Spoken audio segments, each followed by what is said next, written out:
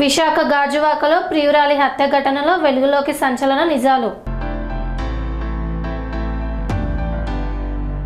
Dating యాప్లో పరిచయం దారుణ హత్యకు దారితీసింది. విశాఖ గాజువాకలో ప్రియురాలి హత్య ఘటన సంచలనం నిజాలు బయటపడనున్నాయి. 2021లో డేటింగ్ యాప్ ద్వారా మౌనికతో పరిచయం పెంచుకున్న నెవీ అధికారి రవీంద్ర 2024లో వేరే అమ్మాయిని పెళ్లి చేసుకున్న రవీంద్ర మౌనికతో వివాహేతర బంధం ఏర్పడింది. భార్య కాన్పు కోసం పుట్టింటికి వెళ్లడంతో మౌనికను ఇంటికి పిలుచుకున్న రవీంద్ర వీరి మధ్య గొడవ తలెత్తడంతో పథకం ప్రకారం హత్య తలపెట్టాడు. గొంతు పిసికి హత్య చేసి మృతదేహాన్ని మాయం చేయాలని ముక్కలు చేసి రవీంద్ర ఇంతటి దారుణానికి పాల్పడ్డాడు. అనంతరం తప్పించుకునే మార్గం లేక తమకు లొంగిపోయాడని గాజువాక పోలీసులు తెలిపారు.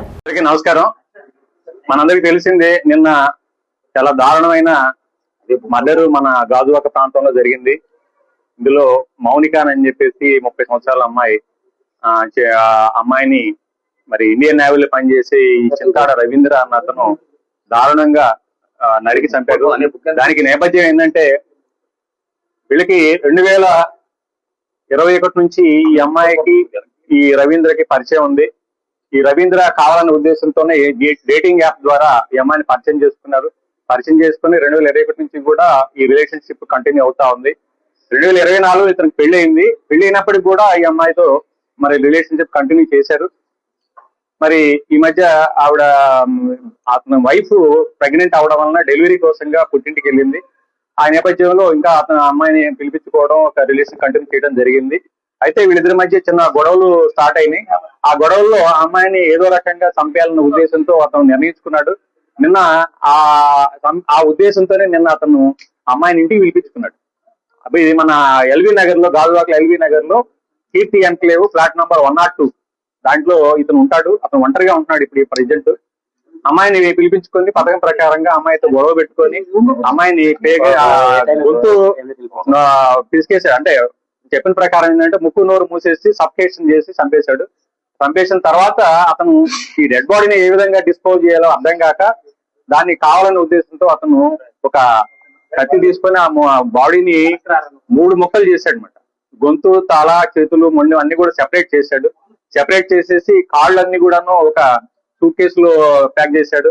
అదేవిధంగా మొండి భాగం ఫ్రిడ్జ్ లో పెట్టాడు. ఈ తల, చేతుల్ని మరి అంటే 1 by 1 డిస్పోజ్ చేయాలన్న ఉద్దేశం అతని ఉద్దేశం. దాన్ని ఏం చేశాడంటే అతను బ్యాగ్ లో పెట్టుకొని మన ఈ అడివారం రోడ్ లో ఒక నిర్జన ప్రదేశం ఉంది. ఆ ప్రదేశంలో పెట్రోల్ లో తగలబెట్టేసి మరలా వచ్చాడు. వీటిని కూడా డిస్పోజ్ చేయాలన్న ఉద్దేశంతో ఏం చేయాలో అర్థం కావట్లేదు. ఈ బాడీ ఎలా తయారు చేయాలి, ఎలా పంపించాలి, ఎలా డిస్పోజ్ చేయాలని చెప్పేసి తర్వాత అతను మొత్తం లోపల ఉన్న బ్లడ్ స్టైన్స్ కూడా మొత్తం కూడా వాష్ చేసినట్టుగా మనం నేరస్థల పరిశీలన తెలుస్తా ఉంది. కంప్లీట్ గా వాష్ చేస్తున్నాడు. అంటే ఏ విధంగా నేరం బయటపడకుండా తప్పించుకోవాలన్న ఉద్దేశం అతను కనబడతా ఉంది. తర్వాత ఇప్పుడు ఈ డెడ్ బాడీస్ లో ఉన్న ఈ భాగాలు ఎలా డిస్పోజ్ చేయలేక అతనికి దిక్కు తెలియలేదు. ఈయన ఏం చేయాలో అర్థం కాక అతను పోలీస్ స్టేషన్ కి వచ్చి సరెండర్ అవ్వడంగా తెలుస్తా ఉంది. అయితే ఈ విషయం తెలుసుకున్నది తల్లిదండ్రులు ఈ రోజు పోలీస్ స్టేషన్ కి వచ్చి వాళ్ళ మౌనిక తల్లిదండ్రులు వేణుగోపాల్, వాళ్ళ ఫాదర్ పేరు, ఆయన వచ్చి కంప్లైంట్ ఇవ్వడం జరిగింది. ఈ ఫాదర్ వచ్చేసి ఈ మన చిన్న కాంట్రాక్ట్ టీచర్ గా పనిచేస్తారంటే పెందుర్తిలో. అందరూ కూడా టీచర్ ఫ్యామిలీ అనమాట. మదర్ ఫ్యామిలీ టీచర్ పనిచేస్తాడు. అయితే ఈ అమ్మాయి డిసీజ్డ్ ఈ మౌనిక ఈ ఇంటర్ వరకు చదువుకుంది. పంజాబ్ నేషనల్ బ్యాంక్ లో ఏదో ఆఫీస్ సబార్డినేట్ గా పనిచేస్తుంది. కాంట్రాక్ట్ బేసిస్ టెంపరీగా పనిచేస్తూ తర్వాత అప్పుడప్పుడు ఖాళీ సమయంలో ఈవిడ ఈ మ్యారేజ్ ఈవెంట్ కూడా అటెండ్ అవుతా ఉంటుంది అనమాట. అయితే ఈ కేసు నమోదు చేస్తున్నారు. కేసు మన మర్డర్ కేసు కింద. అదే విధంగా ఈ ఎవిడెన్స్ ని తారుమారు చేయడం కోసం, అంటే కనపడకుండా మాయం చేయడం కోసంగా అతను ప్రయత్నించినట్టుగా ఆ మర్డర్ కేసుతో పాటుగా 201 ఐటీ సెంటర్ అండి, ఆ కేసు కింద కూడా కేసు నమోదు చేయడం అయింది.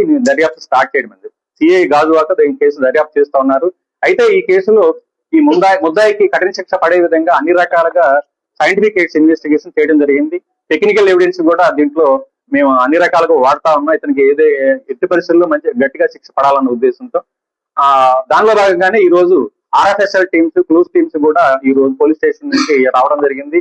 సీన్ ఆఫ్ అఫెన్స్, అదేవిధంగా ఎక్కడైతే ఈ బాడీని డిస్పోజ్ చేయడం ప్రయత్నం చేశాడో, ఎక్కడైతే ఈ తల మొండాన్ని కూడా అక్కడ ఆ చేతులను తగలబెట్టారు, ఆ ప్రదేశం కూడా విజిట్ చేయడం జరిగింది. ఇవన్నీ కూడా సీజ్ చేసి మన పోస్ట్ మార్టం నిమిత్తం KGH కి పంపించడం జరిగింది.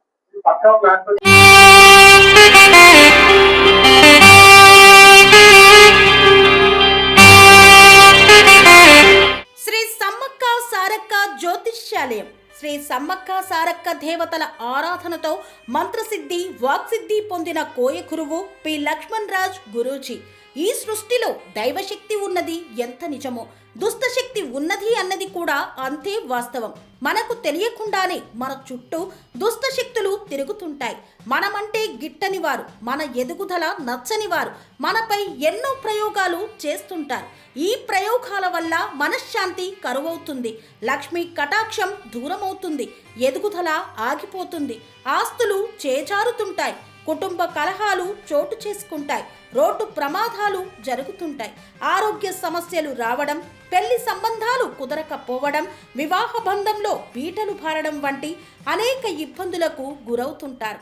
దుష్ట శక్తుల ప్రభావం నుండి బయటపడడానికి, ఉద్యోగాన్ని పొందడానికి, ఉద్యోగ ఉన్నతికి, వ్యాపార అభివృద్ధికి, కోర్టు సమస్యల పరిష్కారానికి, రాజకీయ ఎదుగుదలకు, వ్యవసాయంలో మేటి దిగుబడి కోసం, పిల్లల భవిష్యత్తు ఉజ్వలంగా ఉండేందుకు ఒక్కసారి మీరు శ్రీ సమ్మక్క సారక్క జ్యోతిష్య ఆలయాన్ని సందర్శించండి. లక్ష్మణ్ రాజు గురూజీని కలవండి.